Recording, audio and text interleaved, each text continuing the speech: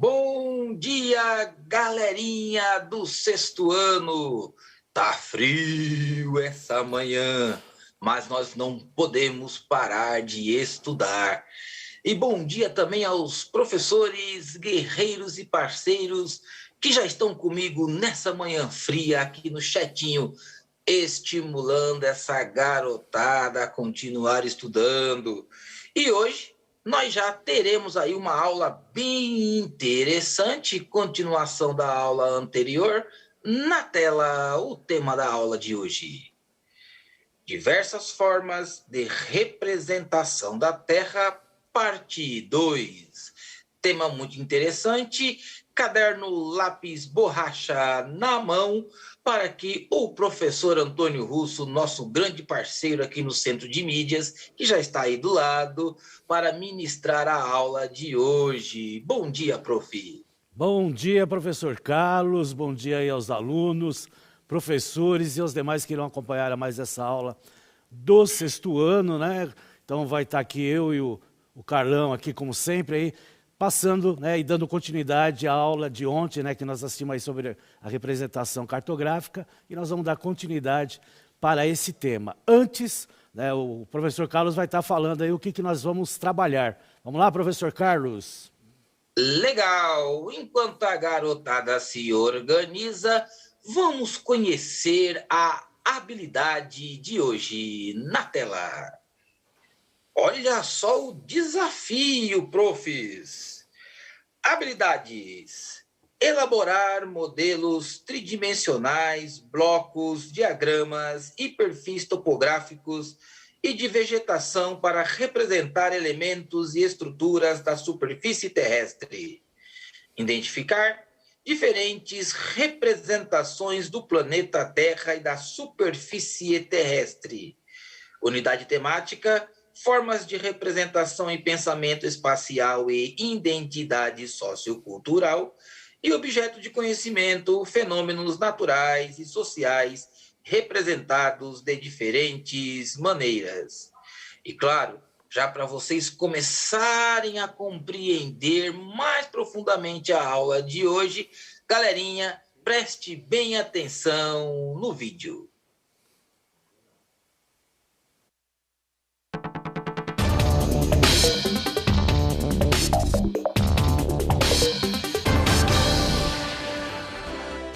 Imagens das câmeras brasileira e chinesa do satélite Cybers 4 são processadas pelo Instituto Nacional de Pesquisas Espaciais, INPE.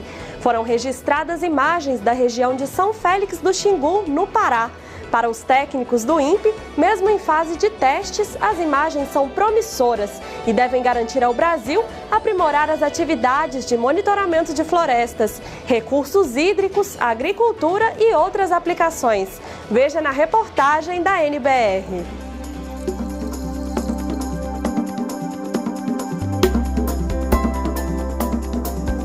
O Cybers 4 é o quinto satélite do programa, resultado da parceria do Brasil com a China, uma cooperação de 26 anos. A iniciativa é coordenada pela Agência Espacial Brasileira e o equipamento desenvolvido pelo Instituto Nacional de Pesquisas Espaciais, INPE. O satélite de observação da Terra, o Cybers 4, foi lançado da base de Taiwan, a 700 quilômetros de Pequim, na China.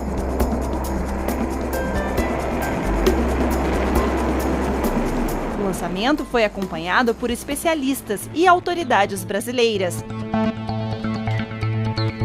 Ele é um satélite voltado para aplicações espaciais. Esse é voltado para aplicações de sensoramento remoto. Então ele é muito mais relevante para aquelas áreas que fazem uso desses produtos de sensoramento remoto do que para a ciência. Para essa comunidade voltada para as aplicações espaciais, ele será muito relevante. Primeiro de tudo, porque será um satélite nacional em que as imagens produzidas elas já foram pensadas, né? Os requisitos dos instrumentos foram pensados para atender necessidades brasileiras.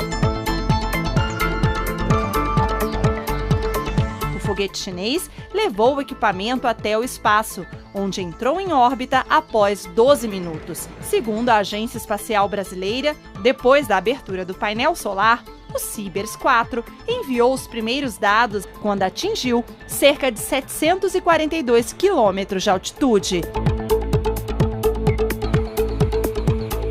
As câmeras de observação da Terra vão distribuir de graça as imagens para a América Latina e África. Os dados gerados podem ser usados no planejamento urbano. Por exemplo, prefeituras que têm a necessidade, por exemplo, de produzir imagens dos seus municípios para efeito de cobrança de tributos, por exemplo. Muitas vezes as prefeituras não possuem, elas próprias, competência dentro da sua administração para produzir esse material. Então, normalmente, elas contratam empresas, essas empresas obtêm as imagens do município, geram os produtos superpondo às imagens os nomes de ruas, de praças, escolas, estradas rurais, fronteiras agrícolas, fronteiras do município, e geram esse produto de mais alto nível que então é utilizado para a administração, para a gestão do território do município.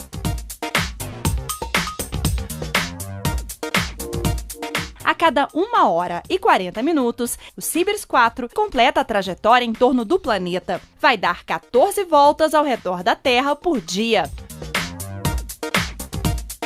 O satélite ele é ligado paulatinamente, na medida em que eles vão testando os subsistemas e comprovando que tudo está funcionando adequadamente. Então, nos próximos dias, nós acompanharemos e teremos as informações quanto a esse processo, né, paulatino de ativação do satélite, e, quando completado, eles entram na fase que se chama de comissionamento. O que é o comissionamento?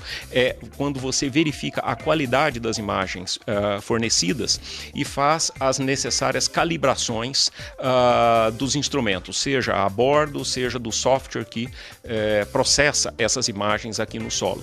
Esse processo ele normalmente leva de 2 a 3 meses e só depois disso é que o satélite é declarado operacional e aí sim começa a produzir as imagens que são distribuídas para o grande público.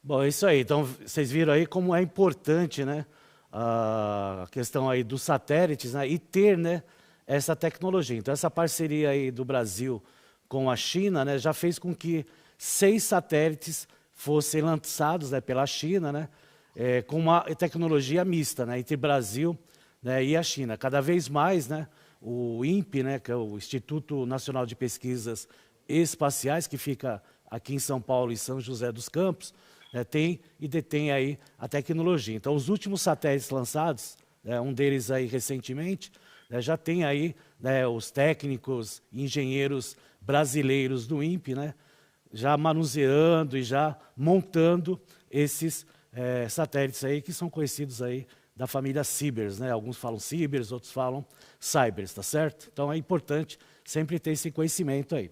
Vamos lá para a próxima tela que nós vamos continuar, né, o histórico, geográfico aqui, né, das representações cartográficas no mundo. Então nós temos aí a era dos descobrimentos, né, entre o século XV a XVIII, a partir de 1413, com o início das grandes viagens marítimas, a cartografia ressurge como meio de garantir a segurança dos viajantes e de representar as novas descobertas.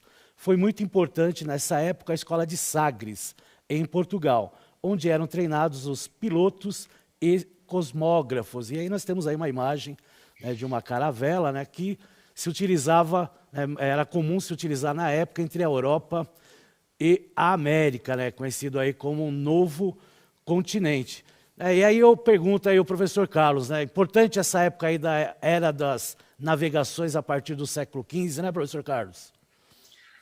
Como foi importante esse período, garotadinha do 6º ano, esse período das grandes navegações, trouxe grandes demarcações no território, né, nos territórios do nosso planeta Terra.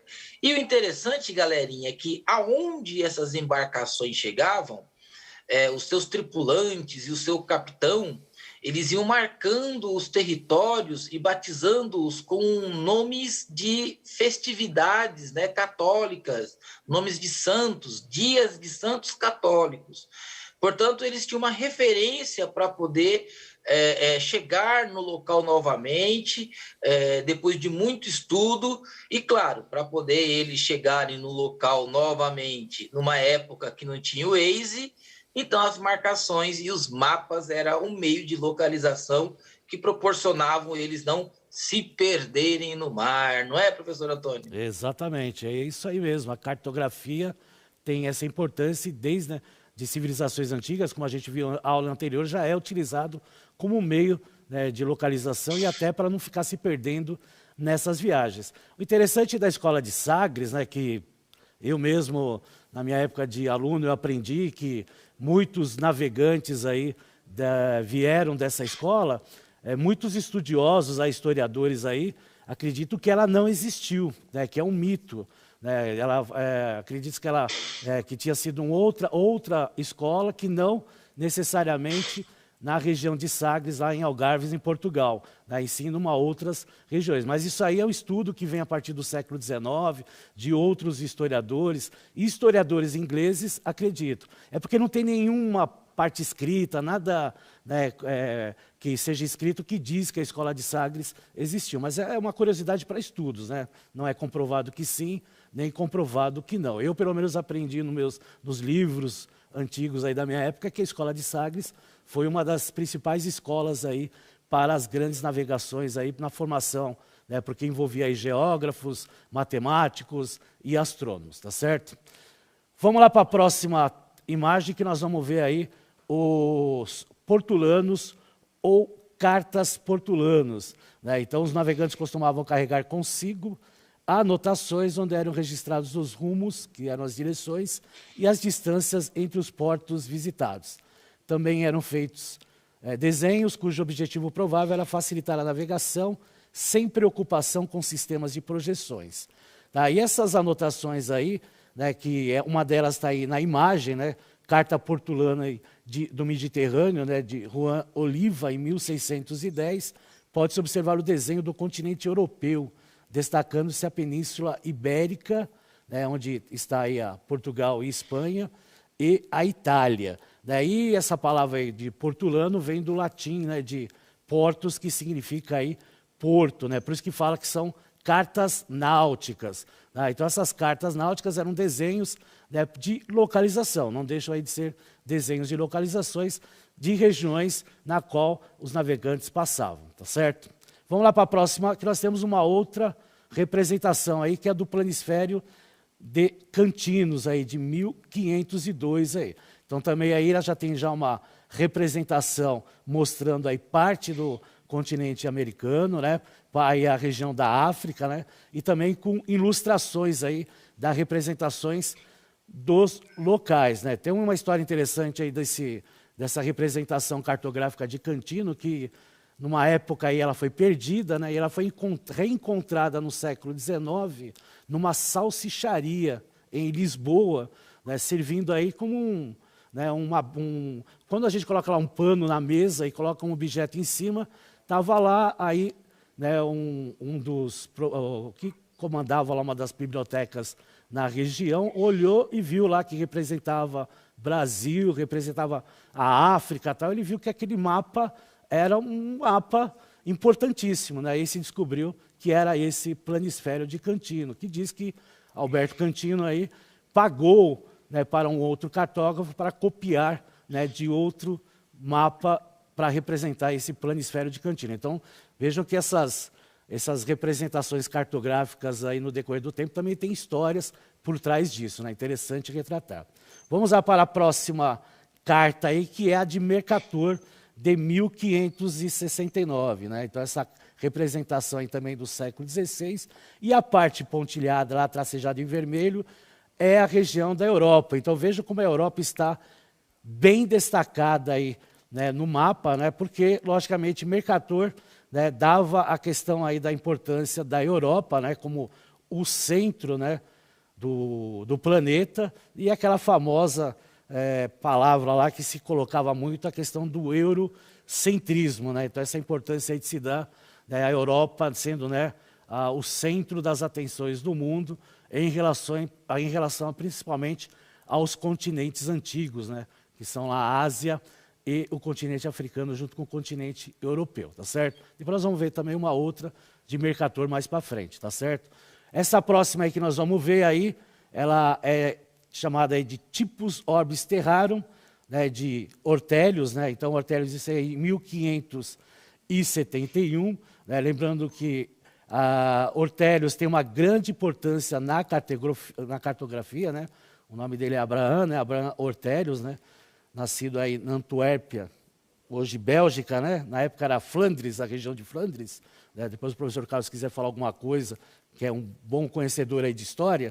Então esse Ortelius aí ele fez, né, o primeiro Atlas Mundo, né, com 53 mapas, né, que era conhecido aí como Theatrum Orbis Terrarum, que era o teatro no mundo. Então a importância aí de Ortelius na cartografia do mundo é de grande, né, imensidão, porque, né, ele praticamente é o pai aí da cartografia e o pai do Atlas que nós utilizamos em geografia no nosso cotidiano. Quer comentar alguma coisa, Carlos?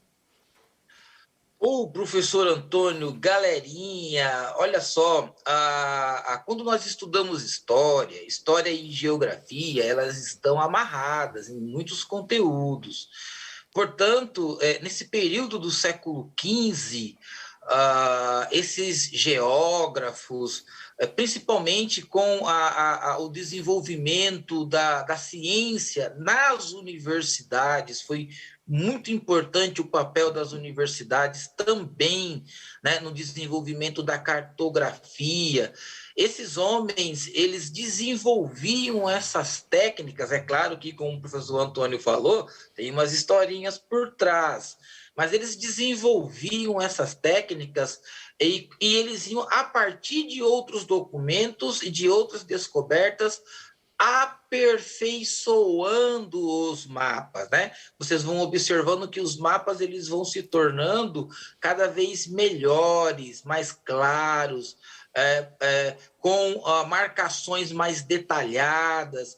Portanto, hoje, é claro, você tem o computador, você tem a imagem de satélite, mas olha o quanto essas pessoas trabalharam para produzir esses mapas, hein, professor Antônio? Exatamente, são diversas, né, mapas, aí, representações cartográficas que nós temos aí, principalmente no período das grandes navegações. E hoje, né, nós utilizamos o sensoriamento remoto, né, através de informações de satélites, para fazermos lá os nossos mapas, que logicamente são mais precisos, aí, porque, né, os computadores, aí, os softwares, fazem lá os cálculos matemáticos através da longitude, da latitude, e aí, né, fica até mais, apesar da tecnologia, né, que é complicado, mas ele fica numa situação mais simples, né? As representações cartográficas desse período eram mais, né, o artesão, né, aquela coisa manual, né? Então tinha que ter, né, bastante gabarito, né, na questão cartográfica para fazer esses mapas, tá certo? Vamos lá para o próximo slide, que nós vamos ver aí, né, o que eu falei para vocês, né, outra representação aí de Gerhard Mercator, né, 1512 a 1594, ele foi o primeiro a utilizar a palavra Atlas para nomear uma coleção de mapas. Olha que interessante. Sua maior contribuição foi o sistema de projeção, que recebeu seu nome e até hoje é largamente empregado. A projeção cilíndrica de Mercator surgiu com o objetivo de facilitar a navegação, oferecendo uma representação no mundo, onde uma linha reta na carta correspondesse a uma reta de igual rumo ao oceano. Tratava-se, portanto, de uma carta orientada. E nós observamos aí, né, a representação aí do planeta, né, a América, né, de um lado, né, do lado oeste, e nós temos aí os outros continentes na parte leste, né, representando aí na cartografia. Então a gente vê aí já praticamente todos os continentes, né, e algumas ilhas aí da formação da Oceania, né? A Oceania vem bem depois aí, das representações cartográficas. Já podemos seguir para a próxima né, que é a América Civ9 Orbis, né, também de Ortelius, né, de 1595, significa aí América ou Novo Mundo, né? Então esse mapa aí apareceu aí em todas as edições daquele atlas que eu citei para vocês aí do Atlas Mundo, feito aí por Ortelius, né, chamado aí de Theatrum Orbis Terrarum, né? Lembrando que essa palavra atlas foi introduzida primeiramente pelo Mercator, por isso que ele fala, e revela a influência do mapa de Mercator. Certo, Carlos? Vamos aí a uma atividade? Certo! Vamos então para uma atividade. Vamos ver agora se a galerinha está prestando atenção na aula. Todo mundo posicionado para responder? Atividade na tela. Vamos lá, galerinha. Qual telescópio completou 30 anos no espaço em 2020? Olha, se não souber, faça uma pesquisa bem rapidinha aí. Mas agora é hora de dedinho no teclado. Dedinho no teclado. 2 minutos. Olha, já voltamos. Participe.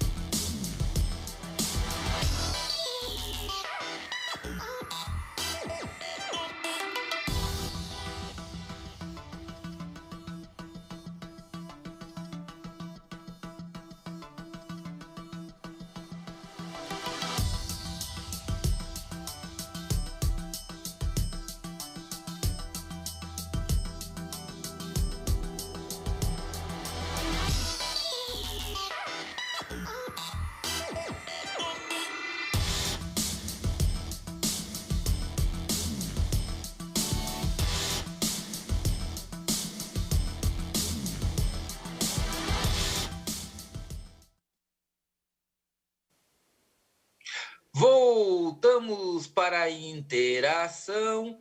Professor Antônio, as respostas aqui estão caminhando para uma única direção. Eu não sei se eu vou falar o nome errado aqui, o nome do satélite, mas todos estão colocando que é o satélite Hubble. É isso que se fala? Dessa forma que pronuncia, professor Antônio? É isso aí. Na realidade é o telescópio Hubble, né, lançado aí em 24 de abril de 1990. Pode colocar aí a tela, vai ter a imagem aí do telescópio, né? Ele foi lançado em 24 de abril de 1990. Né? Ele teve, na verdade, ele completa 30 anos e teve vários problemas, né, na sua formação. Né? Logo de início, né, ele já tinha lá, né, tinha que ter uma correção aí nas lentes, né, porque as lentes distorciam as imagens. Né? E esse problema foi corrigido aí, né, e eles instalaram um tipo de um óculos. Olha que interessante, o telescópio usa óculos, né, porque eles colocaram lá, né, lentes, né, que parecem uma formação aí que é chamada aí de COSTAR. Né? Então é uma espécie de óculos que eles citam, né, no telescópio Hubble.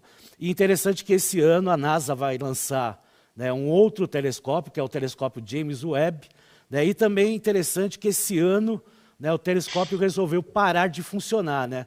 Mês passado, aí, no mês de junho, no dia 13, ele resolveu aí dar um problema que até hoje a NASA não conseguiu resolver. Né? E, logicamente, está tentando resolver via remoto, né? Porque os custos para manutenção no telescópio é muito alto, então se evita-se lançar, né, tripulações para estar fazendo a manutenção do telescópio. Então, o telescópio ele é feito aí a manutenção remotamente aí pela NASA, tá certo? Bom, vamos lá rapidamente para a aula, que já está acabando. Vamos para a Era Moderna, né, fazendo aí um resumo aí do texto. Ele ocorre aí no final do século XVIII, principalmente aí com a Revolução Industrial, né, marcando aí os tempos das invenções, tá? Que aí melhoram, né, a precisão dos trabalhos aí da cartografia. Então, podemos já ir para a próxima tela, que nós temos um dos mais utilizados, como a gente viu o telescópio Hubble, nós temos a imagem do telescópio de John Hadley, né, de 1682 a 1744, né, que se utiliza-se até hoje, né, com os refletores, telescópios refletores, usados aí em astronomia. Tem também outros tipos, né, de objetos para serem utilizados, né, como o sextante, o teodolito, para, né, localizações, né, informações de distâncias. Na próxima tela tem o observatório de Greenwich, né, que é muito utilizado desde o século XVII e faz aí a introdução das longitudes e dos fusos horários desde 1884. E para finalizar, o planisfério global de Hegel de 1730, mostrando aí todo o planeta, né, leste, oeste, e inclusive o Polo Norte e o Polo Sul. Entre no Saiba Mais, clique aí, dá uma clicada, uma printada aí na tela, né, o Atlas Escolar IBGE, tá certo, pessoal? Quero agradecer imensamente vocês aí pela participação no chat, né, na próxima semana daremos continuidade à última parte dessa aula. Quero agradecer ao professor Carlos pela participação, um abraço, Carlos, né, e um abraço a todos aí. Não esqueçam de avaliar a aula. Um abraço.